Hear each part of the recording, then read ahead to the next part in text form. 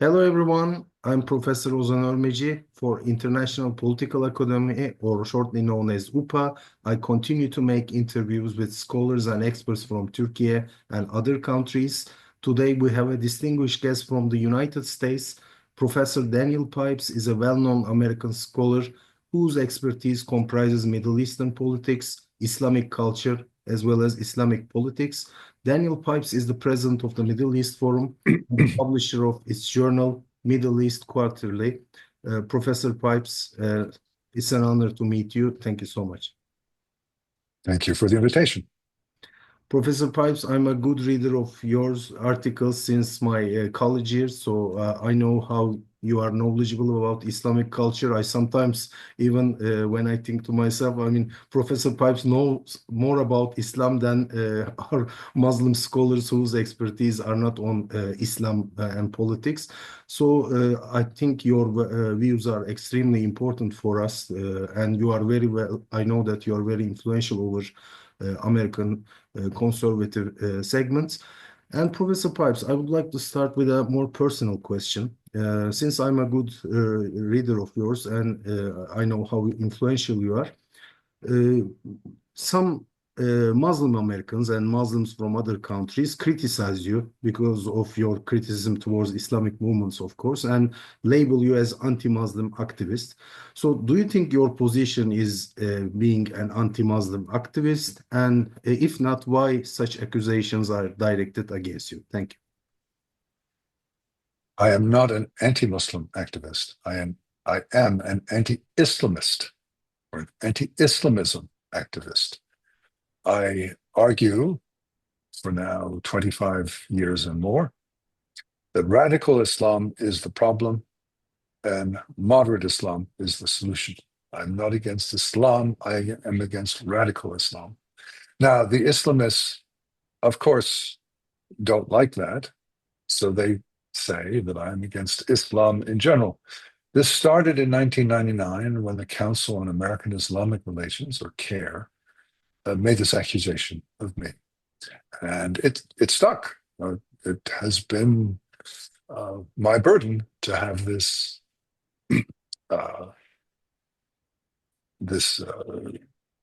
reputation that it gave me. But obviously it's wrong. I'm not against Islam. I'm against radical Islam. I completely agree with you, Professor, because I know your writings. You are not against Muslims, and these are mostly maybe radical groups accusing you falsely. And if someone reads your articles carefully, they will immediately understand you are not against Islam or Muslims at all. And thank you for this explanation. Professor Pipes, I would like to continue with a classical question on Islamic movements' relationship with secularism and democracy. As you know, we have different models. In Turkey, we have Atatürk models, secular authoritarian modernization. Later, Arab countries followed this path with Ba'athist parties in some ways. Uh, Later, of course, Ikhwan or Muslim Brotherhood appeared as another influential political Islamic modernization movement, and they became successful in some countries, especially during the Arab Spring in Tunisia and Egypt. But unfortunately, they failed and they didn't deliver what they promised. People, especially young people, reacted against them. And we have also Gulf monarchies, Gulf states, which have stable regimes, but uh, Islam as a holy religion is important, plus as a legal practice also plays an important role in their system. And we have of course, in the Shiite world, Islamic Republic of Iran, which is a republican theocracy. I also remember that in recent years, some American authors mentioned about, you also mentioned in the introduction, moderate Islam. So after all these decades of studies on Islam, radical Islam, etc., Professor, what could you offer us as the best model for Muslim countries, Muslim nations to modernize, to defend female rights, children rights, and all other modern qualities that Western democracies enjoy? I think the special burden of Muslims is the long history of antagonistic relations with Europe. with Christian Europe. And therefore, the influences that have been coming to the Muslim world from Christian Europe for some 500 years now have been especially difficult for Muslims. It was easier for Chinese or Japanese or Indians, Hindu Indians, to accept the influences from Europe than it was from Muslims. And it's been a difficult time. Had modernity come from China, the Muslim world would find it easier to adopt modern ways. But it came from Christian Europe, with which there was this long, difficult, culturally, religiously, militarily, politically, difficult relationship. And so I think the solution lies in finding the confidence to accept from the West, not just Europe now, the West, what is useful and reject what is not. I think what one sees in the Persian Gulf now, especially in the Emirates, but also elsewhere, is in Saudi Arabia, Yes. beginning as well, is a start towards this kind of cultural confidence that can take what's useful and good, reject what is not, and move forward. Historically, this has not been possible. Ataturk was as close as one could find, but as you mentioned, it was authoritarian. I wouldn't compare him to the Ba'ath Party, Yes. Ataturkism, but it went too far, accepted everything. It's too much. So there needs to be a mature understanding of what is useful, what is good, and what is not.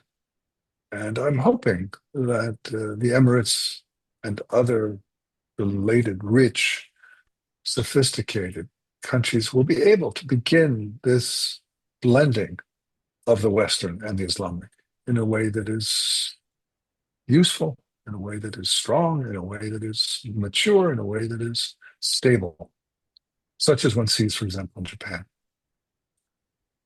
Thank you. Thank you, Professor Pipes.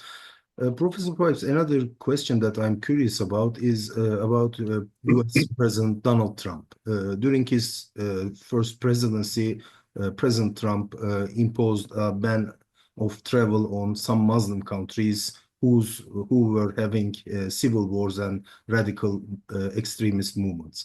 On the other hand, he established very good connections and relations with some heads of Muslim states, including Turkey, I think, also Saudi Arabia, Kingdom of Saudi Arabia, and Egypt with President Sisi.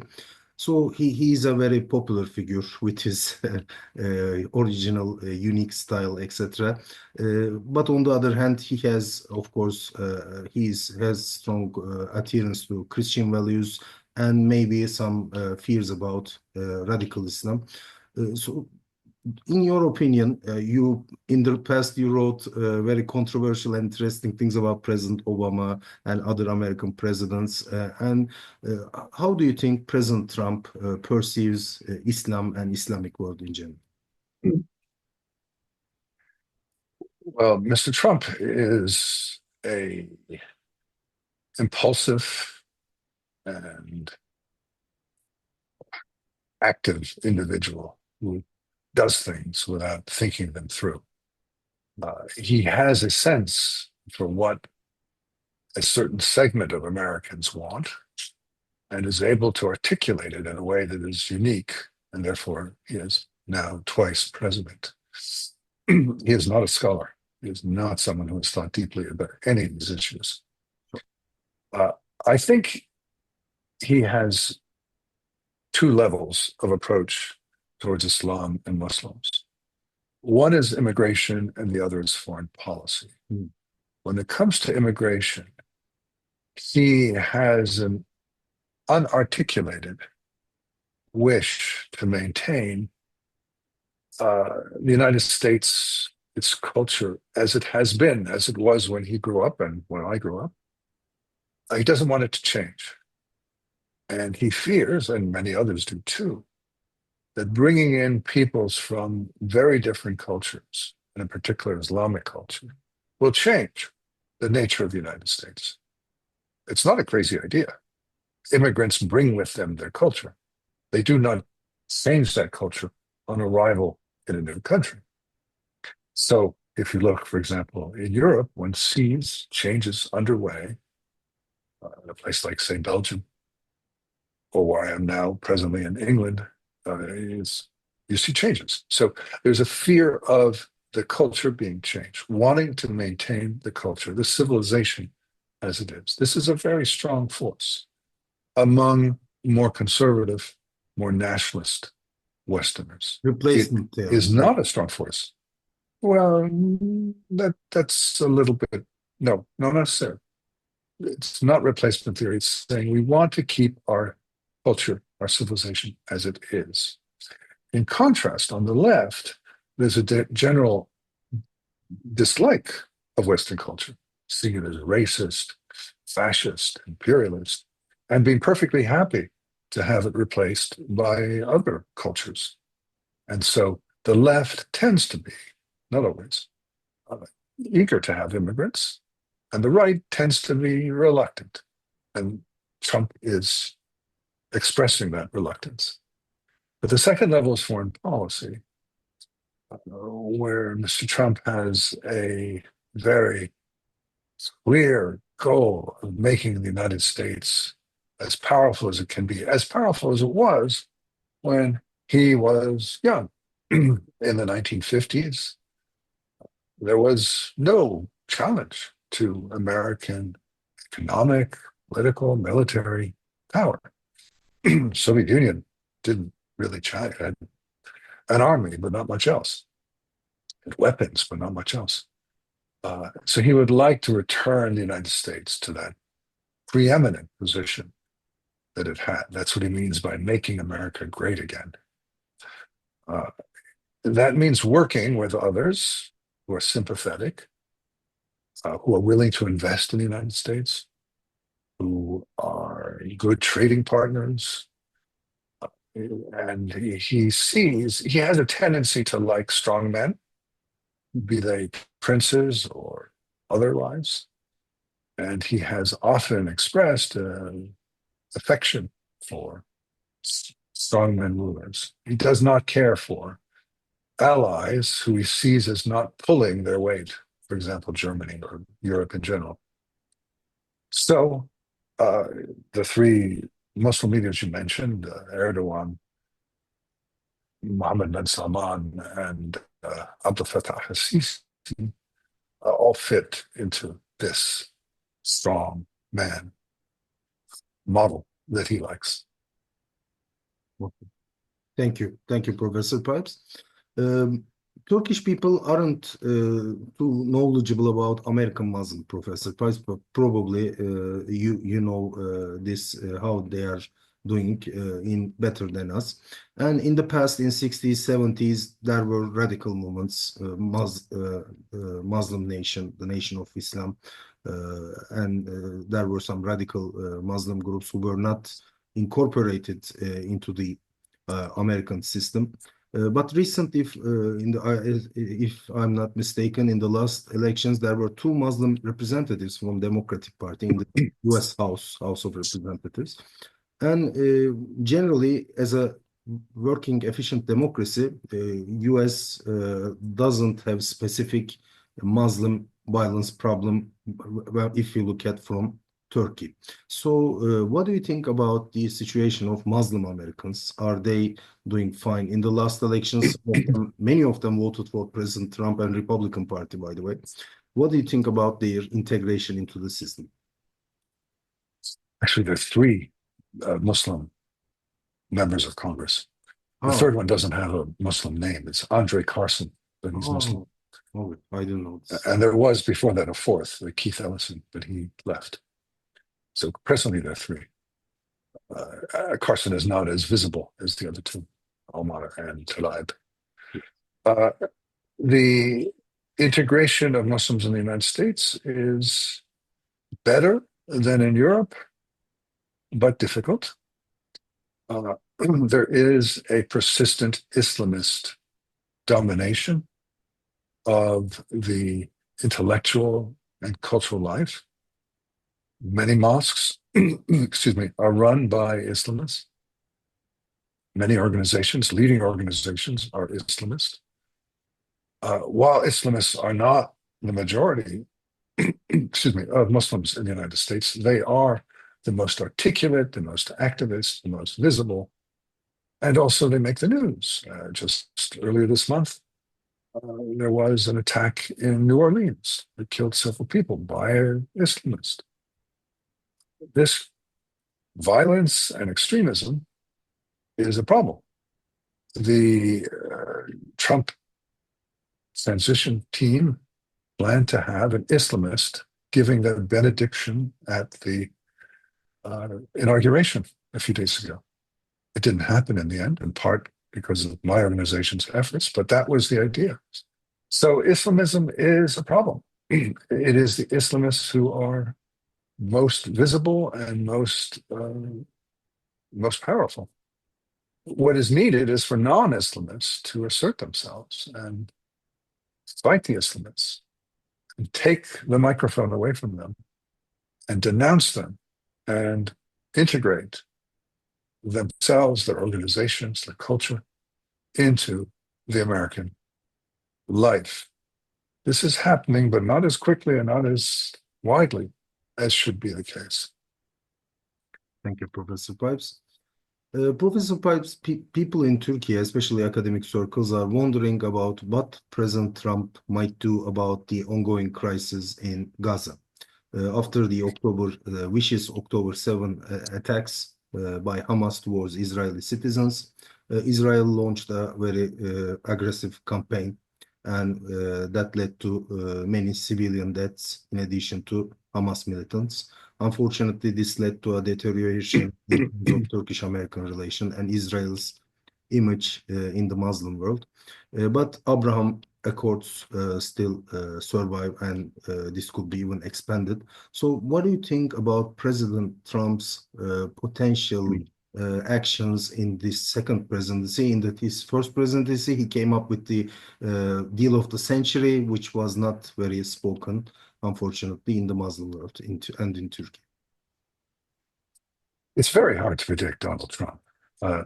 He said that he wants the hostages out of Gaza or they will be held to pay. All of us interpreted that as a threat to Hamas. But in the end, it turned out to be a threat to Israel. It was Israel that was forced to concede, to make an agreement with Hamas that the Israelis did not want to make. So who knows?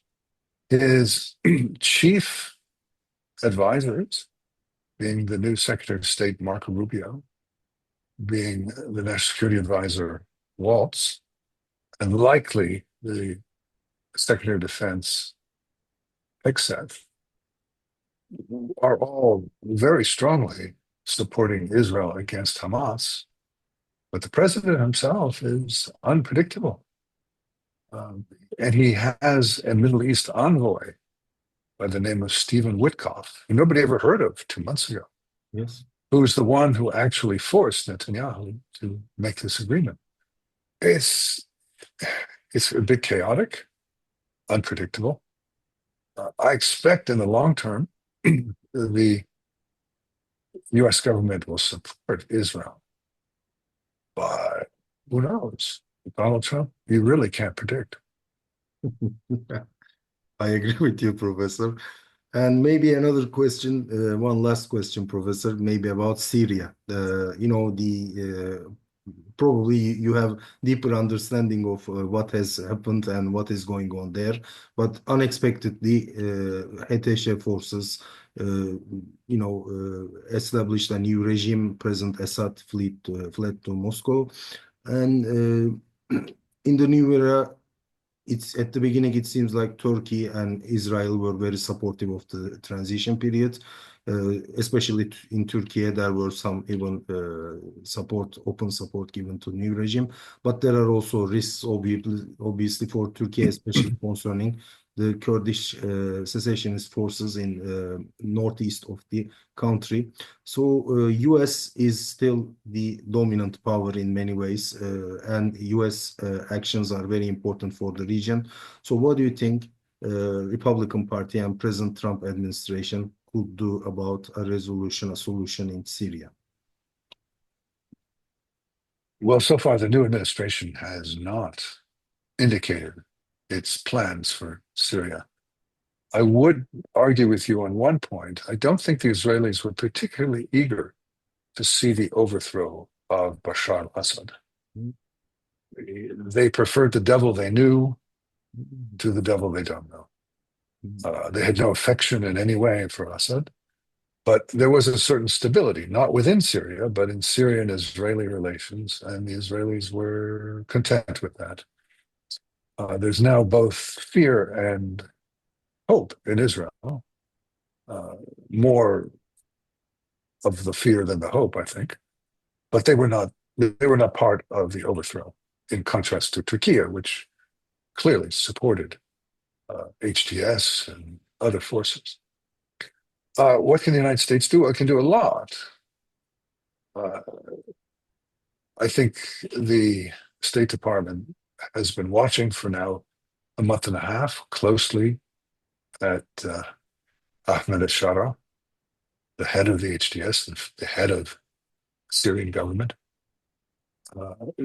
making gestures towards him, taking away the reward for his capture, but not fully believing in him, not confident in him. So I think there's a wait and see approach. Let's see if these rather gentle words coming from HTS government are in fact the reality, or whether they're just nice words for Western consumption. I think there's a period of watching and then eventually some kind of moves, but I couldn't tell you what those will be. I can say that there is a strong support for the Kurds. The Kurds have proven in Iraq and in Syria to be the best allies of the United States. So it's unfortunate that the Turkish government sees the Kurds as the great enemy. This is a source of real conflict between Ankara and Washington. I don't think it's going to go away. This is a central issue for Ankara. It is not a central issue in Washington, but there is strong support. Now, in his first term, President Trump wanted to remove the American forces in Syria, the American forces helping the Kurds. It didn't happen. He was distracted. His people did not do it. At first, we thought it was 300 American soldiers, and then it turned out to be 900. Then it turned out to be 2,000. We didn't know this. Whether those 2,000 will stay there, whether numbers will grow, I can't tell you. It's just too unpredictable. In part, it has to do with the actions, the behavior of the government in Damascus, and in part, it has to do with the unpredictability of the Trump administration. Not secretaries of state and defense so much as the president himself. Can't predict him. Thank you, Professor. Maybe we might need to make a new interview in the coming months after US policy takes shape. And my final comments, Professor Pipes, you make sometimes with your readers and followers tours to Muslim countries. You had some polemics with Turkish Foreign Ministry in the past, but I hope in this new term you will visit Istanbul and Turkey with your group and we'll see each other face to face and discuss what's going on. So thank you very much for your efforts for Islamic culture and democracy. Well, thank you for the kind words. I was last in Turkey in 2012, and I have not felt confident enough to return. I look forward to being able to return. I do very much enjoy going to Turkey. I was first there in 1972. Really? And back many times. And I studied Turkish back then. Not very successfully, but I studied it. And I'd love to return. I just don't feel confident that I can do that quite yet. Thank you, Professor Pipes. Thank Please you. publish new things about Turkey also. Let's be optimistic about the future of Turkish-American relations. Let's do. Thanks for the opportunity.